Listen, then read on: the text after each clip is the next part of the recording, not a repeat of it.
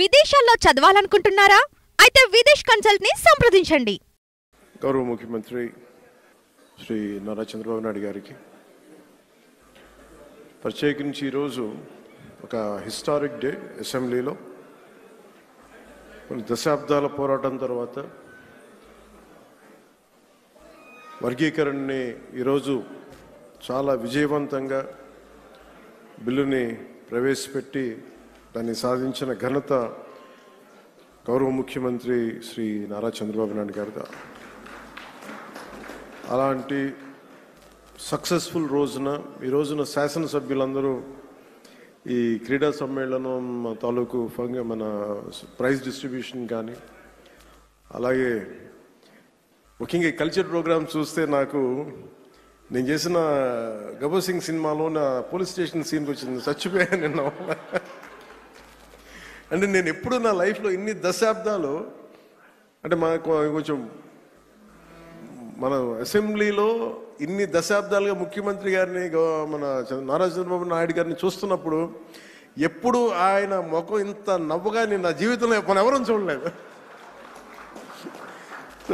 అసలు ఎప్పుడు అంటే అంటే నవ్వే పరిస్థితులు ఉండవు.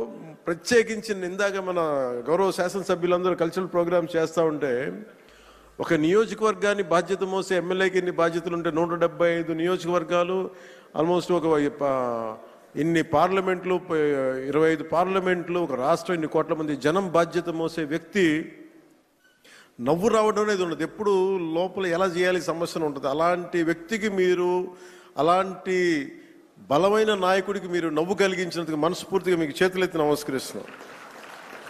ఒక సింపుల్గా చెప్పాలంటే మీరు చేసిన performance simple I can say wow.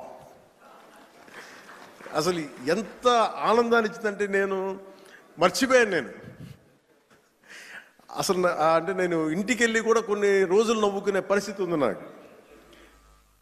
అంటే ఇది ఇది మన ఒక్కళ్ళకి ఆనందం కాదు. ఇది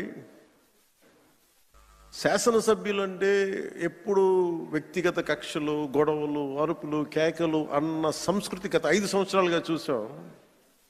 అలాంటిది మనందరం విభిన్నమైన పార్టీలకు చెందిన వాళ్ళం, అందరం కలిపి ఎన్డీఏ కూటమి.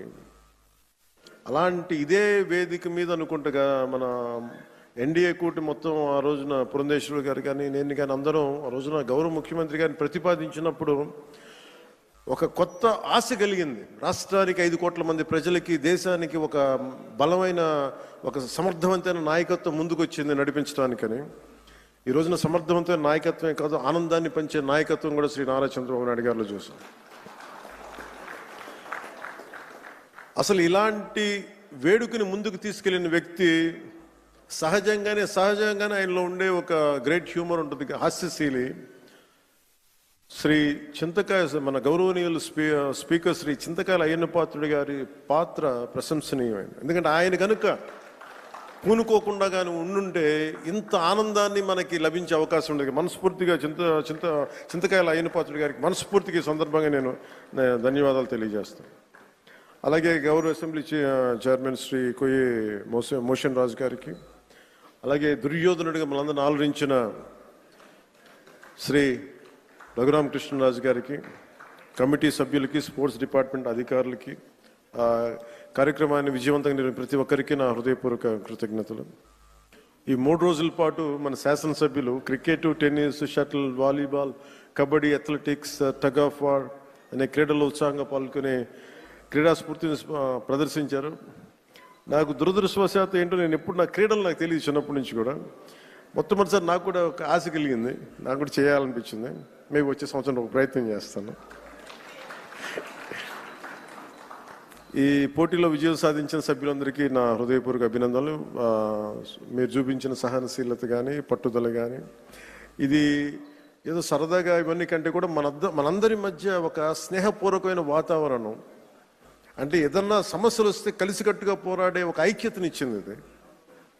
అది నాకు చాలా చాలా ఆనందాన్ని ఇచ్చింది. అందరం పార్టీలకు అతీతంగా మర్చిపోయి, సీనియారిటీ, జూనియర్ని తారతమ్యాలని మర్చిపోయి అసలు ముందు తీసుకెళ్లిన విధానం, ఈ స్ఫూర్తి ఒక ఆంధ్రప్రదేశ్కి కాదు భారతదేశానికి కూడా ఒక స్ఫూర్తి అని మనస్ఫూర్తిగా నాకు నిజంగా చాలా ఆనందంగా అనిపించింది. అలాగే దీన్ని ముందుకు తీసుకెళ్లిన ప్రతి అంశాన్ని ముఖ్యంగా ముందుకు తీసుకెళ్లిన మా ఎమ్మెల్యేస్ అందరికీ కూడా స్పోర్ట్స్ అథారిటీ ఆంధ్రప్రదేశ్ క్రీడా సాధికార సంస్థ ఈ కార్యక్రమాన్ని విజయవంతంగా అందించిన సహాయానికి నా హృదయపూర్వక కృతజ్ఞతలు తెలియజేస్తాను. క్రీడా మైదానంలో ఏర్పాట్లు కావచ్చు, అవసరమైన క్రీడా సామాగ్రి, క్రీడాకారుల సౌకర్యాలు వంటి అన్ని విషయాల్లో వారు చేసిన కృషి చాలా చాలా ప్రశంసనీయం. శాప్ అధికారులు, కోచ్లు, మరి సిబ్బంది మన అందరి తరపున ప్రత్యేక ధన్యవాదాలు తెలియజేస్తూ, మీ అంకిత భావం వల్ల ఈ రోజున క్రీడా సమ్మేళనం ఇంత విజయవంతంగా సాగింది.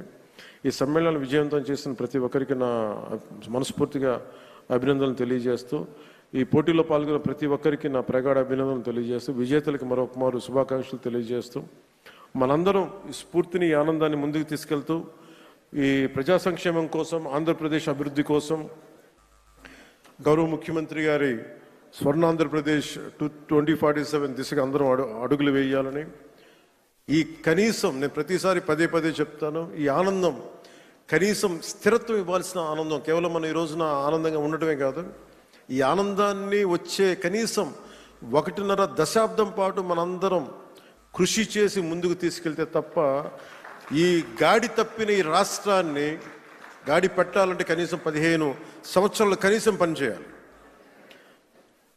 ఇది ప్రధానమంత్రి గారు 3వసారి ప్రధానమంత్రి అయ్యారు. అలాగే ఆయన 3 పర్యాలు నేను ముఖ్యమంత్రిగా చూడాలి నాకు మనస్ఫూర్తిగా నాకు ఆశయం, కోరిక కూడా. ఎందుకంటే ఆయన అనుభవాన్ని మనం ఎక్కడ కూడా అసలు పక్కన పెట్టలేం. సో ఆయన దగ్గర నేను మనస్ఫూర్తిగా ఈరోజు మరోమారు గౌరవ సభ్యులందరి తరపు నేను ముందు చెప్తున్నాను, ఆయన దగ్గర నుంచి నేర్చుకోవడానికి కానీ, ఆయన కింద పని చేయడానికి కానీ నేను అనుక్షణం ఎప్పుడు సంసిద్ధంగా ఉంటానని తెలియజేసుకుంటూ, నాకు ఈ అవకాశాన్ని ఇచ్చిన ప్రతి ఒక్కరికి ధన్యవాదాలు తెలియజేసుకుంటూ, ముఖ్యంగా మీరు ఇంటికి వెళ్ళేటప్పుడు మీరు చాలా అనుభవాలు తీసుకెళ్తున్నాను. ఇందాక గౌరవ ముఖ్యమంత్రి గారు కూడా చెప్తా ఉన్నారు, వారిద్దరు మన సుందరపు విజయ్ కుమార్, మన ఇంకో శాసనసభ్యులు ఇద్దరు చేసింది, రాలిపోయే పువ్వా నీకు రాగాలి ఎందుకంటే, నేను అది గుండెల్లో నింపుకొని కారులో వెళ్ళే వరకు, ఇంట్లో పడుకుపోయే వరకు ఈరోజు అదే నవ్వుతూ ఉంటాను. ప్రతి ఒక్కరు చేసింది అంటే మనస్ఫూర్తిగా అందరికీ ధన్యవాదాలు తెలియజేసుకుంటూ, జయ ఆంధ్ర, జయ భారత్, జయ హింద్. సుమన్ టీవీలో మీ పర్సనల్ అండ్ బిజినెస్ ప్రమోషన్స్ కోసం కింది నెంబర్కి కాంటాక్ట్ చేయండి.